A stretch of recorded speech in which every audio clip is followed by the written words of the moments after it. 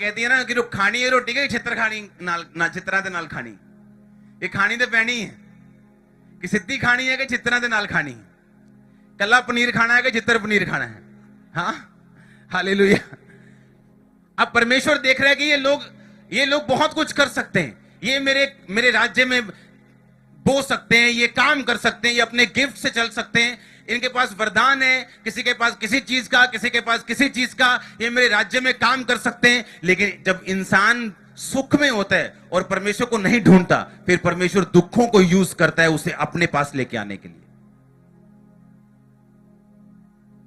इसका मतलब दो रास्ते हमारे पास हैं, या तो हम सुख में ही उसकी आराधना करते रहें, उसके काम करते रहें, जीवित चर्चों के साथ जुड़े रहें, परमेश्वर के कामों के साथ एक्टिवली जुड़े रहें, काम करते रहें, उसके राज्य को बढ़ाने के लिए सब कुछ पूरा करते रहें, तो या तो फिर वो कान खींच के हमें अपनी ओर लेके आएगा।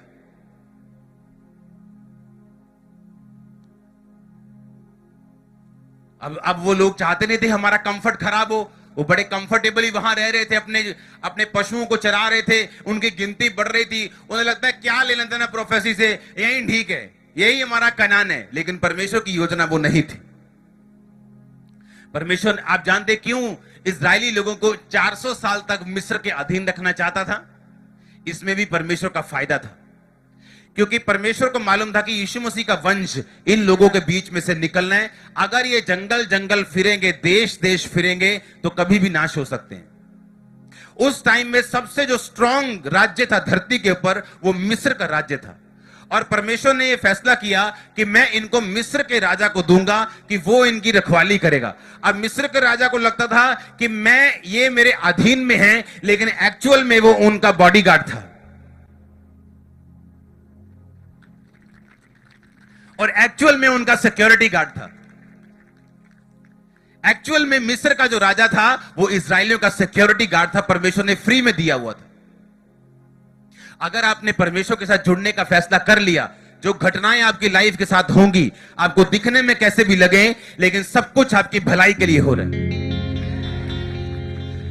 एक चीज आपकी लाइफ में होनी चाहिए कि आप पवित्रताई में चलने चाहिए और पाप से दूर रहने चाहिए। अगर आप पाप से दूर हैं, तो जिन लोगों को लगता होगा कि ये हमारे अधीन है, एक्चुअल में वो आपके बॉडीगार्ड्स हैं, वो आपको सुरक्षित रख रहे हैं। कितने मेरी बातों को समझ रहे हैं? यीशु मसीह ने कहा फिर से पाप मत करना। पाप की वजह से कोई बंदा उसकी लाइफ में नहीं था। किसकी वजह से? मैंने नहीं देखा कि एक टाइम ऐसा आता है जब आप पवित्रताई में चलते हैं और चलते रहते हैं, आपके पास हजारों लोग होते हैं आपके आसपास जो आपके लिए काम कर सकते हैं। अब इमेजिन करो, जहां भी चर्च ओपन हो रही, हमें लग ही नहीं रहा हम नई जगह जा रहे हैं, वहीं के लोग, हजारों लोग आज ब्रांचेस में भरे पड़े हैं और वहीं के लोग काम कर रहे हैं। पता है क्यों? सुनो मेरी बात, जब परमेश्वर का फेवर आपके ऊपर होता है और आप पाप से कट जाते हैं, बाइबल के मुताबिक वो आपको इंसान भी देता है। उसने कहा मैं तुझे, अगर तू मेरी आज्ञाओं पर चले, मेरा भय माने, बुराई से दूर रहे, तू परमेश्वर और मनुष्य दोनों का अनुग्रह पाएगा, तू अति बुद्धिमान होगा। अब वो बंदा क्या कह रहे हैं? कहता मेरा कोई बंदा नहीं जो मुझे आके पानी के नीचे उतार सके। इमेजिन करो, एक बंदा 38 साल से पड़ा है, 38 ईयर से, 38 महीने बीमारी में नहीं निकाल सकते लोग, मैं आपको बता रहा हूं, सुसाइड कर लेंगे वो। 38 साल उसी रोग में पड़ा है और पता क्या कह रहा है? मेरे पास एक भी जन नहीं। मान लो 1 महीने बाद पानी हिलता है या 2 महीने बाद पानी हिलता है, पता नहीं कब हिल जाएगा 2 महीने में। क्या एक बंदे के 50-60 रिश्तेदार भी नहीं होते दूर नजदीक के मिला के? क्या नहीं बोल सकते लोग कि यार हमारे 60 रिश्तेदार हैं, एक रिश्तेदार 2 महीने बाद मेरे पास आएगा 1 दिन के लिए? हाँ, अगर कोई रिश्तेदार नहीं भी आएगा, बोलेगा ठीक है मैं तेरे को मजदूर देता हूं, आ 2 दिहाड़ी वाले बंदे तेरे को रहणगे, अल्लाह फड़ 15,000, अल्लाह फड़ 20,000। कितने मेरी बात को समझ रहे हैं? पर उसने कहा मेरे पास एक भी बंदा नहीं। जब पाप आपकी लाइफ में होता है, परमेश्वर आपको डिवाइन हेल्पर से दूर कर देते। फिर आप बोलते हैं साडे रिश्तेदार सानू पूछते नहीं, फिर आप बोलते हैं मेरे को कोई पूछता नहीं। डोंट वरी, आप परमेश्वर के साथ जब जुड़ जाएंगे, बाइबल कहती है छोटे से छोटा 1000 हो जाएगा, दुर्बल से दुर्बल सामर्थी जाति बन जाएगा। जब हम परमेश्वर के रास्तों पे चलेंगे, परमेश्वर अपने आप डिवाइन हेल्पर्स को आपकी लाइफ में भेजता जाएगा। एक एक करके वो आपकी लाइफ में एंट्री करते जाएंगे। लेकिन आपको यह बात ध्यान में रखनी है कि आपकी लाइफ में परमेश्वर के साथ मेल मिलाप होना चाहिए और पाप से आप लोग दूर होने चाहिए। उसने कहा हमको शर्मिंदा होना पड़ रहा है, वो बार बार कहता रहा हमको शर्मिंदा होना पड़ रहा है। एक ही बात बोलता गया, हमको लज्जित होना पड़ रहा है, क्योंकि ये लज्जा परमेश्वर ने नहीं भेजी, ये लज्जा उनके पाप के कारण उनकी जिंदगी में आई, जो उन्होंने खुद ली। और मैंने वो पाप गिनाए, वो कौन कौन से थे जो उन्होंने परमेश्वर के सामने किए। हालेलुया। और गलती क्या की कि अगर क्रिश्चियन हैं तो हमारी ड्यूटीज है प्रार्थना करना, अपने आप के लिए प्रार्थना करना, अपने परिवार के लिए प्रार्थना करना, अपने पास्टर के लिए प्रार्थना करना, मिनिस्ट्री के लिए, उस स्टेट के लिए, उस देश के लिए जहां पर आप रहते हैं उन लोगों के लिए प्रार्थना करना, दूसरी कलीसियाओं के लिए प्रार्थना करना, दुनिया भर की कलीसियाओं के लिए प्रार्थना करना, ये हमारी ड्यूटी है। और दानियल को यह बात मालूम थी और वो प्रार्थना करने वाला इंसान था और उसकी लाइफ में सब कुछ टाइम पर हुआ और लोगों की जिंदगियों में भी टाइम पर हुआ। हालेलुया। इससे अच्छा यह है कि हम लोग परमेश्वर को मौका ना दें कि वो दुखों के साथ हमें अपनी ओर खींचे। उससे यह नुकसान होगा कि जो आशीष हमें, जो सक्सेस 30 साल में मिलनी है, जो 30वें साल में सक्सेस का मजा है, वो 60वें साल में आपको वो मजा नहीं आएगा। आप मेरी बात समझ रहे कि नहीं? अगर परमेश्वर ने वो 60वें में ही सोचा हुआ है तो 60वें में मजा आएगा। मूसा को 80 साल में परमेश्वर ने सोचा, लेकिन अगर परमेश्वर ने ये सोचा कि 30 साल में आप कामयाब होंगे, लेकिन अपनी गलतियों की वजह से अगर वो 60 हो जाए तो वो मजा फिर 60वें साल में नहीं आएगा। और वो परमेश्वर ने नहीं सोचा कि मैं तुम्हें 60वें साल में वो तरक्की दूंगा। परमेश्वर ने सोचा मैं तुम्हें इस साल में दूंगा, ये साल में दूंगा, लेकिन वो साल टाइम पर आ जाए उसके लिए हमें अपने घुटनों पे रहना होगा, हमें पवित्रताई में रहना होगा, हमें परमेश्वर के साथ जुड़े रहना होगा, ताकि वो सारी भविष्यवाणियां टाइम पर हमारी जिंदगी में पूरी हो। कुछ पास्टर्स, कुछ लोग, कुछ मसीह लोग अपनी फिजिक्स के साथ, अपने शरीर के साथ संघर्ष करते हैं, कोई बीमारी के साथ, कोई गरीबी के साथ, लेकिन ये सारे संघर्ष केवल परमेश्वर नहीं देता, ये प्रार्थनाओं की कमी के कारण, पवित्रताई की कमी के कारण, फोकस की कमी के कारण भी हमारी जिंदगी में रहते हैं।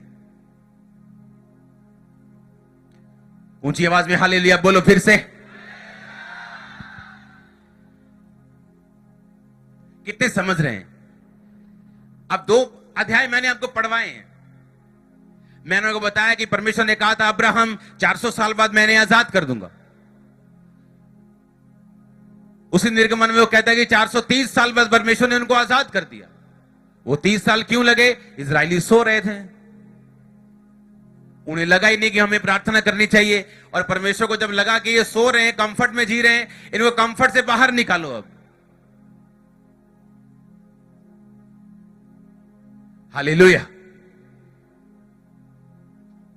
इमेजिन करो चर्च को टेंट्स की जरूरत है। मान लो अब यहां टेंट की जरूरत नहीं है, लेकिन इमेजिन करो, ओके, चर्च को टेंट्स की जरूरत है। और ऐसा एक क्रिश्चियन व्यक्ति इसी इलाके में मान लो रहता हो जो टेंट का मास्टर है, लेकिन वो चर्च की हेल्प नहीं कर रहा। पता है क्यों? वो अपने कामों में बिजी है। परमेश्वर क्या करेगा फ्यूचर में? टेढ़ी उंगली के साथ उसको जगाएगा।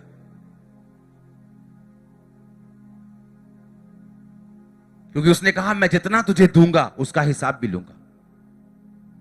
मैं तुम्हें ज्यादा दूंगा, मैं ज्यादा का हिसाब लूंगा। अगर मेरे पास चर्च बड़ी है तो मेरी अकाउंटेबिलिटी भी, वो मेरी जिम्मेवारी भी बड़ी है। हाँ या ना? मैं ऐसे ही खाता पीता उठ के आपके पास नहीं आ सकता जब तक मैं रात परमेश्वर के साथ ना बिताऊं तो। हालेलुया। अगर मेरी जिम्मेवारी बड़ी है, मेरी ब्लेसिंग बड़ी है, मेरी जिम्मेवारी बड़ी, परमेश्वर ने कहा अगर मैं तुझे ज्यादा दूंगा तो ज्यादा का हिसाब भी तुझसे लूंगा। लेकिन वो मान लो मसीह सो रहे तो परमेश्वर फिर उससे हिसाब लेगा। उसको जगाएगा, टेढ़ी उंगली करेगा ताकि वो जाग जाए और उसके कामों को करे। इससे अच्छा कि वो टेढ़ी उंगली करे और हम जागे और लेट हों, इससे अच्छा ये है कि हम सीधा अपने रास्ते पे चले जाएं ताकि जो ब्लेसिंग उसने जिस टाइम पर देनी है वही टाइम पर हमारी जिंदगी में आए। हालेलुया। परमेश्वर ने उस 38 साल के रोगी को ये नहीं कहा कि ठीक है अब जाके ना तू साफ पानी पिया कर, वो भी जरूरी है, खाना भी जरूरी है साफ, लेकिन परमेश्वर ने कहा तू फिर से पाप मत करना, क्योंकि ये मेजर रीजन है, ये सबसे बड़ा कारण है कि तू सदा मुसीबत में रहा, लोग तुझसे दूर रहे, फाइनेंशियली तू घाटे में रहा क्योंकि तूने पाप किया। कुछ लोग गधों की तरह प्रार्थना करते रहेंगे, प्रभु मेरा फाइनेंस क्यों नहीं हल होता, मेरा कर्जा, मैं कमेटी के बाद कमेटी उठा रहा हूं लेकिन अपना पाप कभी नहीं छोड़ेंगे। फोन पे ब्लू फिल्में वैसी चलती रहेंगी रातों रात, क्योंकि उन्हें मालूम नहीं कि उन्हीं की वजह से वो कटिंग हो रही है आपकी। परमेश्वर ने पुराने नियम में कहा अगर कोई कोड़ी हो जाए, किसी को कोड़ हो जाए तो उसे छावनी से बाहर कर देना, वो अपने लोगों से दूर रहा करे और छावनी से दूर जंगलों में रहा करे और उसे अपने लोगों में आने की इजाजत नहीं हो। और जब वो शुद्ध हो जाए और चंगा हो जाए तो आके पहले याजक को दिखाए, अगर याजक बोले हाँ ये शुद्ध हो गया तो फिर अपने लोगों में जाने पाए, बिजनेस करने पाए, काम करने पाए। मान लो एक बंदा लकड़ी का काम करता है, उसको कोड़ हो गया, उसका परिवार उस पर चलता है, तो अगर उसको कोड़ हो गया, उसका लकड़ी का काम उसकी वाइफ तो करेगी, उसको तो आता नहीं, मतलब वो काम ठप हो गया और वो जंगलों में रहेगा। यानी उसके फाइनेंस का नुकसान होगा, इमोशनली नुकसान होगा कि वो अपने परिवार से दूर अकेला रह रहे, कोई खाने वाला नहीं, कोई पकाने वाला नहीं वहां पे। पैसा कमाना तो दूर की बात है, अब खर्चा हो रहा है उल्टा, घाटा पड़ रहा है उल्टा। अगर किश्तों पे घर लिया तो घर भी जाएगा, कार लिए तो कार भी जाएगी, साइकिल लिए तो साइकिल भी जाएगा, अगर वहां पे तब रथ लिया तो रथ भी जाएगा।